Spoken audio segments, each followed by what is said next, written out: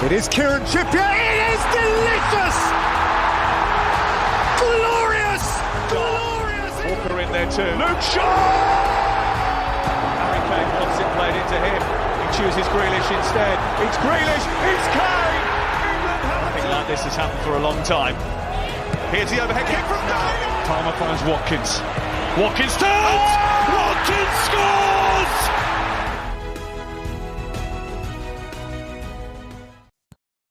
Hello and welcome back to the Gate 102 podcast.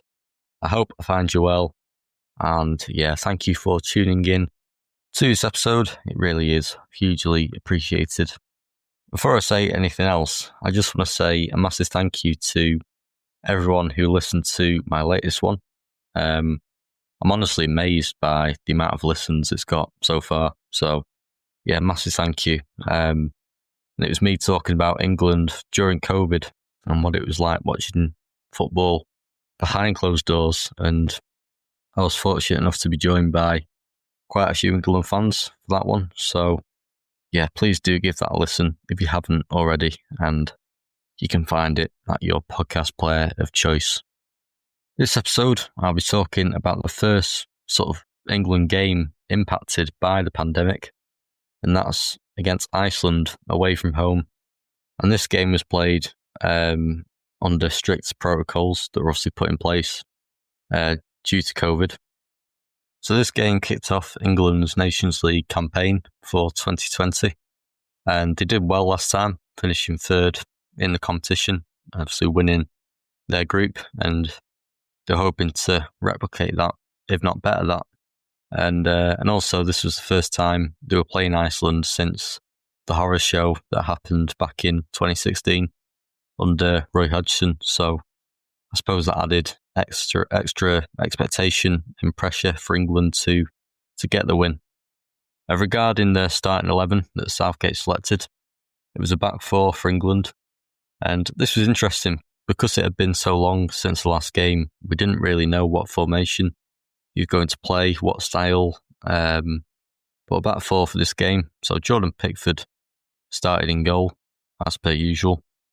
Kyle Walker started at right back with Kieran Trippier at left back.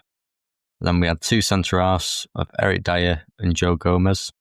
So it was quite an experienced and solid backline. The midfield was quite attacking. Declan Rice started as the deepest midfielder.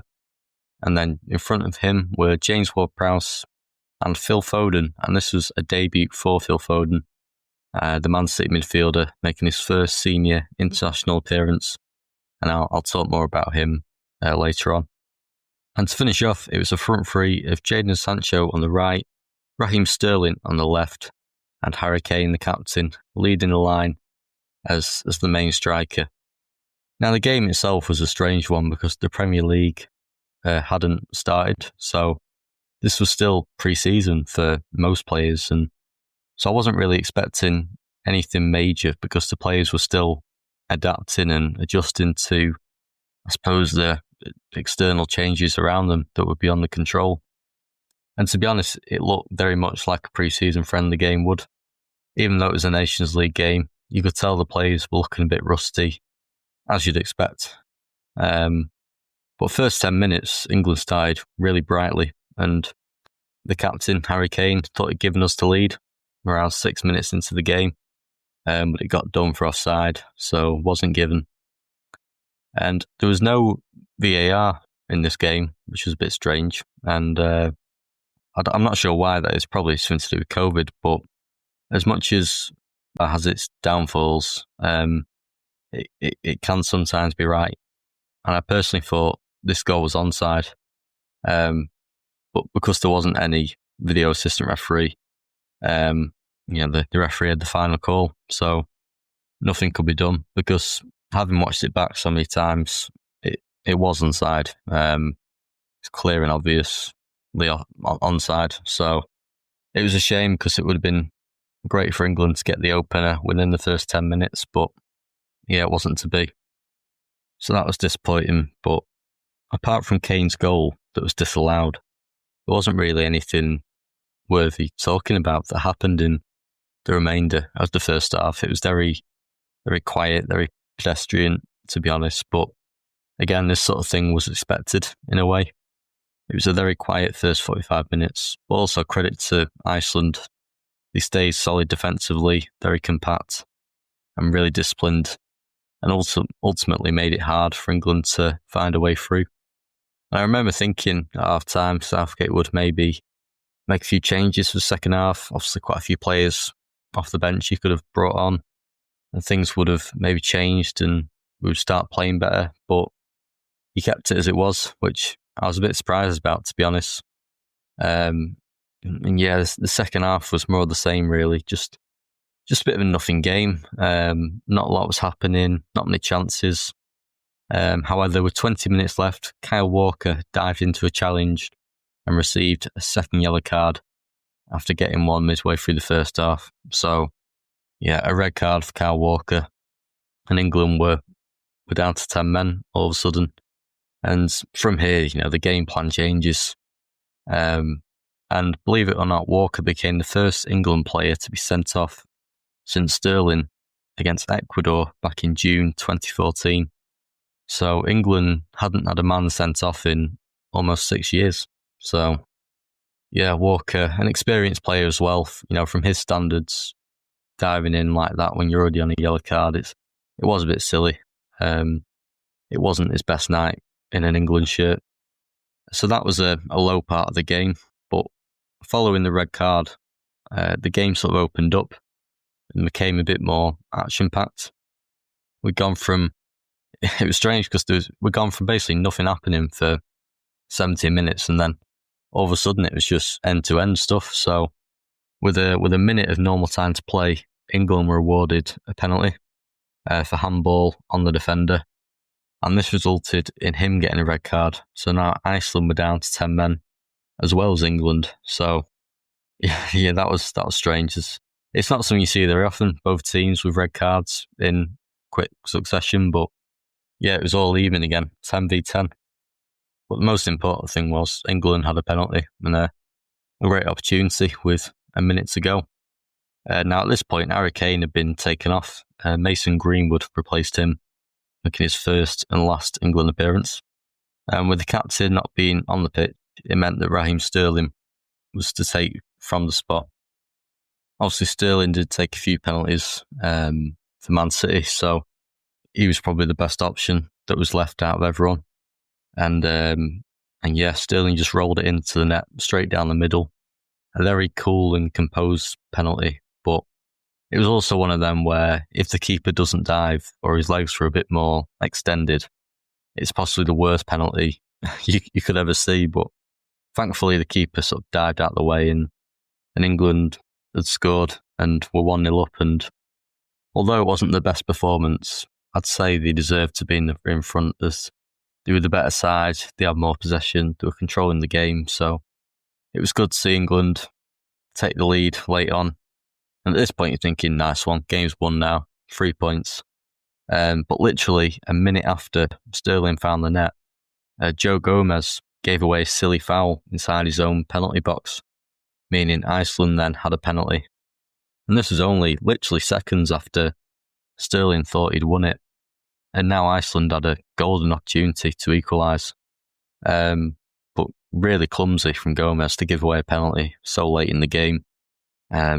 He didn't really need to do it. I don't know what he's doing, to be honest. But thankfully, from our point of view, the Icelandic player blasted high over the crossbar and he missed his penalty. It was a really poor penalty. And it could be said that England got lucky in the end because it was such a bad penalty. And on another day or another team, we could have been punished and it could have been 1-1. But yeah, it meant that England took all 3 points.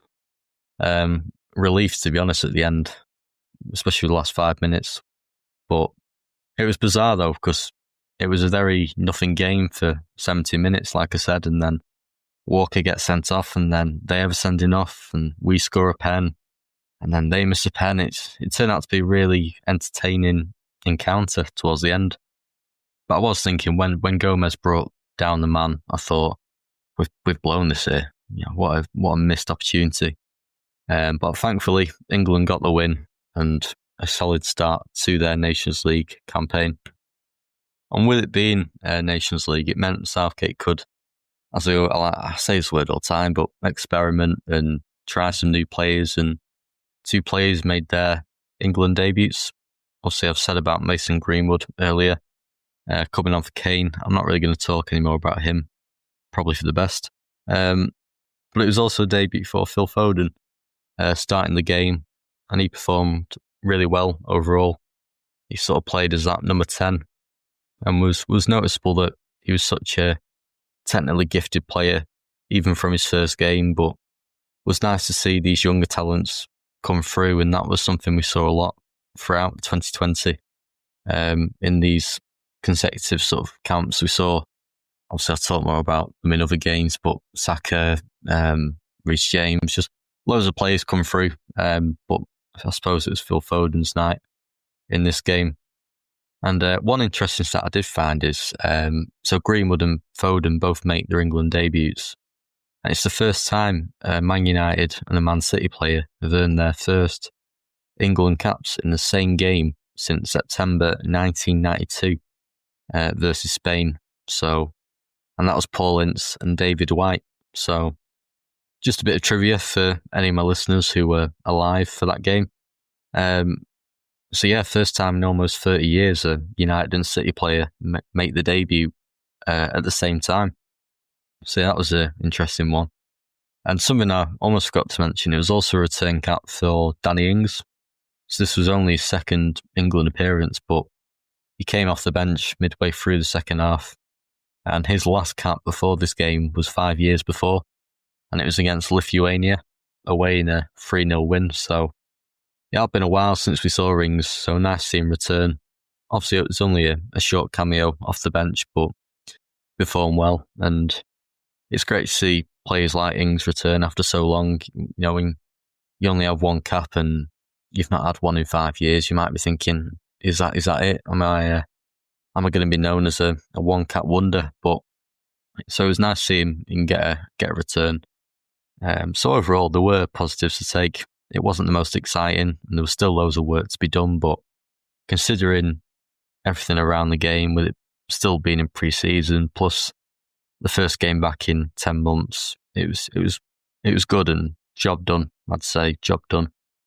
My next game is when England played Denmark away from home in another Nations League game, and that game did end up in a goalless draw, unfortunately.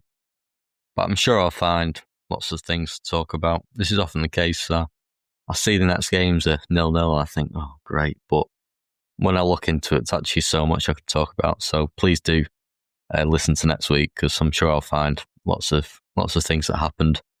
So thanks for listening to today's episode. And until I speak to you again, take care of yourselves, and I'll see you soon.